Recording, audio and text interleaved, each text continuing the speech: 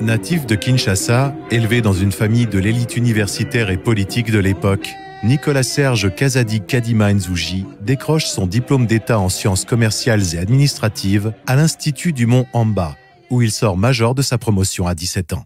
Après une première année passée à la faculté des sciences économiques à l'université de Kinshasa, il décide de s'inscrire à l'université Marienne Ngouabi de Brazzaville pour, dit-il, fuir l'encadrement encombrant de son père qu'il aurait eu comme professeur de management en deuxième année. 3 ans plus tard, il décroche sa licence en sciences économiques, option planification du développement, et se rend en France où il décroche successivement une maîtrise en macroéconomie à l'université de Reims et un diplôme d'études supérieures spécialisé à Paris 1 Sorbonne en régulation économique et politique de développement. Il intègre la direction des études de la Banque centrale du Congo en août 1991, où, très vite remarqué, il s'occupe successivement des comptes nationaux, des prévisions macroéconomiques et de la politique monétaire.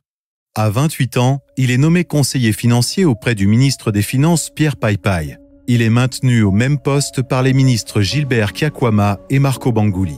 Durant ces années fortement secouées par une transition politique chaotique, il se distingue par son action déterminante pour sauver le pays de l'expulsion forcée du FMI, en raison des arriérés importants accumulés et de la dégradation du cadre macroéconomique et des politiques monétaires et financières. À l'arrivée au pouvoir AFDL de Laurent-Désiré Kabila, il retourne à la Banque centrale où il est retenu dans l'équipe restreinte de 20 membres nommés pour concevoir et superviser la mise en œuvre de la réforme monétaire qui a introduit le franc congolais. Il en est le plus jeune membre. En août 1998, il intègre la prestigieuse École nationale d'administration française, promotion Averroès, où il rejoindra de nombreux hauts fonctionnaires et personnalités politiques de l'Hexagone et du monde entier.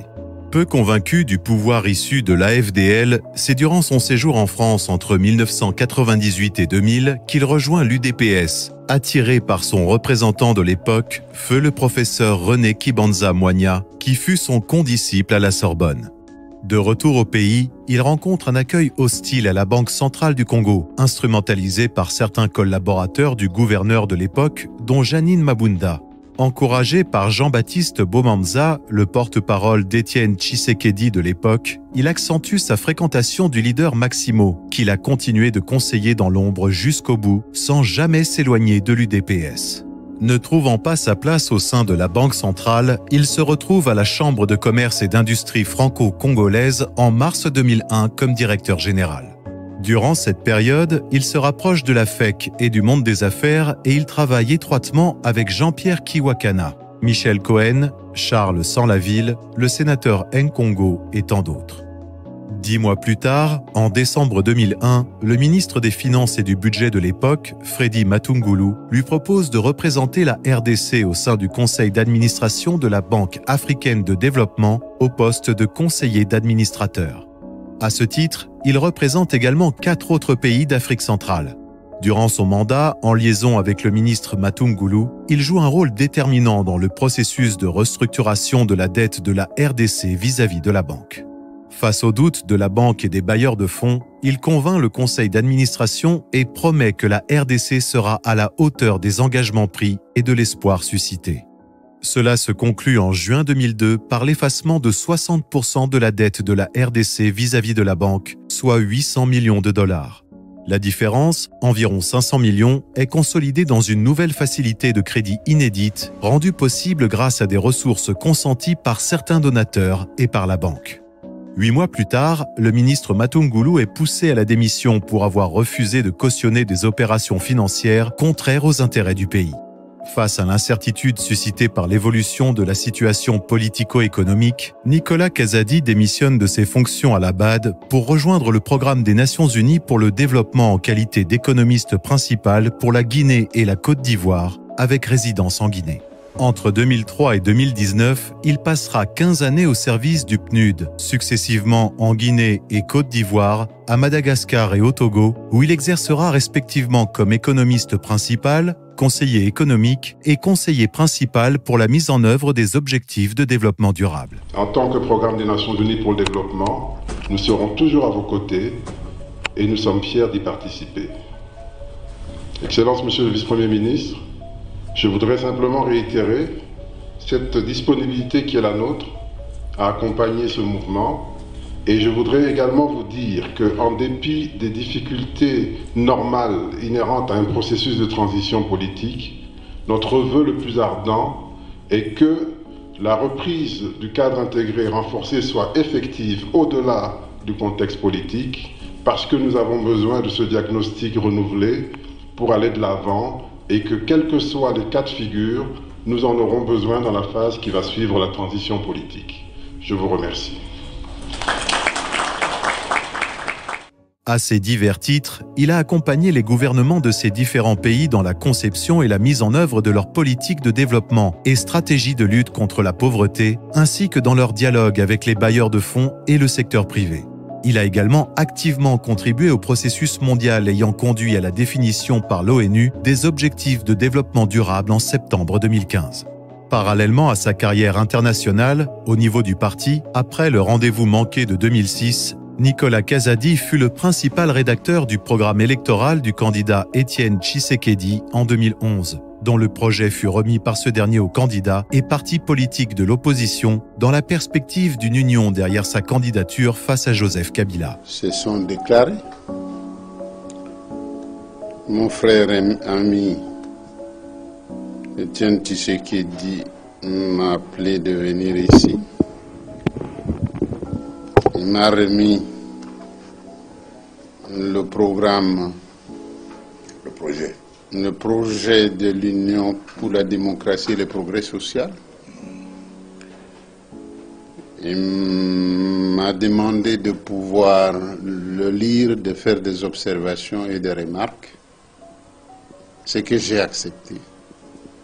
Et je rentre avec un exemplaire de ce projet de programme. À Johannesburg, en présence du candidat Étienne Tshisekedi, Nicolas Kazadi présentera le programme à la communauté d'affaires sud-africaine quelques semaines avant le scrutin. Quelques années après le triste épisode des élections de 2011, Nicolas Kazadi se rapproche davantage de Félix Tshisekedi, en qui, très tôt, il voit un futur de premier plan, tant au sein du parti que du pays. Du 5e président de la RDC, il dit « Lui qui fut si bien formé au pied du maître, en y ajoutant sa dose de modernité, son humilité, sa souplesse et toute son inspiration divine, qui pouvait mieux que Félix reprendre le flambeau de la lutte et la faire aboutir ?» Aux côtés de Félix Tshisekedi lors des discussions de Genève en novembre 2018, Nicolas Kazadi en a été un témoin privilégié. Ambassadeur itinérant du président Tshisekedi depuis mars 2019, Nicolas Kazadi est sur tous les fronts, à l'extérieur du pays comme à l'intérieur. Il a notamment été chargé de coordonner la préparation du programme du quinquennat et il a été associé à la supervision des travaux du programme des 100 jours du chef de l'État, dont il fut le premier responsable à demander publiquement l'audit qui a abouti à une procédure judiciaire historique. Le programme ralentit pour diverses raisons. Les ouvrages les plus attendus, notamment les sauts de mouton, traînent et l'opinion s'impatiente. Et on voit émerger des critiques nombreuses et récurrentes. Des critiques qui portaient à la fois sur la passation des marchés, qui était antérieure à notre intervention, et sur d'autres choses. Et nous nous disons à un moment donné, puisque nous n'avions aucun soupçon a priori sur les marchés, mais que nous étions en face d'une critique importante, nous avions l'obligation morale en tant que responsable public de rendre compte. Et donc, le minimum que l'on pouvait faire, c'était de demander qu'un audit soit fait. Parce qu'un audit, il se fait même lorsqu'il n'y a pas de critique. Dans une bonne gestion, les audits sont systématiques, avant de clôturer un programme. Familier des institutions économiques et financières internationales, soutien actif de la promotion du secteur privé, Nicolas Kazadi Kadimanzouji est également un grand avocat des politiques macroéconomiques favorables aux couches défavorisées. Il a à son actif plusieurs travaux et publications sur la gouvernance et la corruption, dont un ouvrage collectif préfacé par Abdoulaye Wade en 2008. Intellectuellement dense, affable, accessible et discret, le collaborateur de Félix Tshisekedi est un réformateur, administrateur civil, économiste, financier et praticien du développement confirmé, mais également un négociateur infatigable, chrétien pratiquant, marié, et père de famille.